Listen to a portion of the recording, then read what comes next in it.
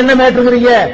இந்த பள்ளி வாசலுக்கு வராதுன்னு போர்டு போடுறவன்லாம் பெரிய மார்க்கத்தை கரைச்சு குடிச்ச நிர்வாகிகளா? நீங்கள் பள்ளி வாசல்ல போய் ஏகத்துவத்தை வரதட்சணை வாங்காதுன்னு சொல்றீங்க, அதுக்கு தான் உங்களை பள்ளிக்கு வராதேங்கிறான். அடே பள்ளிவாசல் கணக்கு காட்டுறான்னு கேக்குறீங்க, உங்களை பள்ளிவாசலுக்கு வராதேங்கிறான். பள்ளிவாசலுக்கு நிர்வாகியா இருக்கிறவனுக்கு என்னென்ன தகுதி இருக்கு குர்ஆன்ல அப்படி நீங்க எடுத்து சொல்றீங்க, உங்களை பள்ளிக்கு வராதேங்கிறான். அப்ப இந்த பள்ளிக்கு வராதே என்று போர்டு போடக்கூடிய முஸ்லிம் எல்லாம் நபிகள் நாயகம் ஸல்லல்லாஹு அலைஹி வஸல்லம் சொன்ன கொள்கையை நீங்க சொல்றதுனால உங்களை எதுக்குறாங்க, வேற ஒண்ணும் கிடையாது. இஸ்லாத்தை காப்பாற்ற எதுக்குறாங்க நான் கேட்கிறேன்.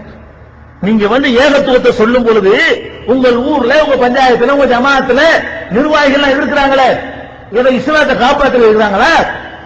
இஸ்லாத்தை காப்பாற்றவர்கள் எதிர்ப்பதாக இருந்தால் குடிகாரனை எதிர்த்திருக்க வேண்டும், ஏத்தார்களா? வரதட்சணை வாங்குவதை எதிர்க்க வேண்டும், ஏத்தார்களா?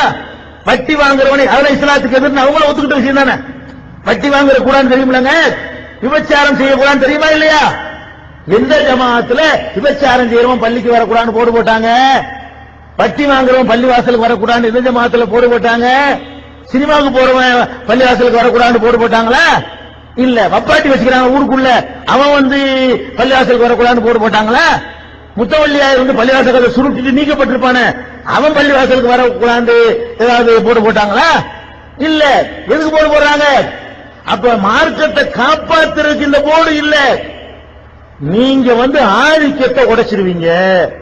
நீங்க அந்த மக்களை வென்றெடுத்தீர்களே ஆனால் கணக்கு கேட்பீங்க, கரெக்டா இருக்கணும்பீங்க, தோளுறவன் நிர்வாகியா இருக்கணும்பீங்க, வரதட்சணை வாங்கினா நிர்வாகி இருக்க கூடாதும்பீங்க, தண்ணி அடிக்கிறவன் நிர்வாகி இருக்க கூடாதும்பீங்க. நீங்க அடிமடியில கை வைப்பீங்கிறதுனாலதான் உங்களை மட்டும் எதிர்க்கிறான் பேர் இஸ்லாம்.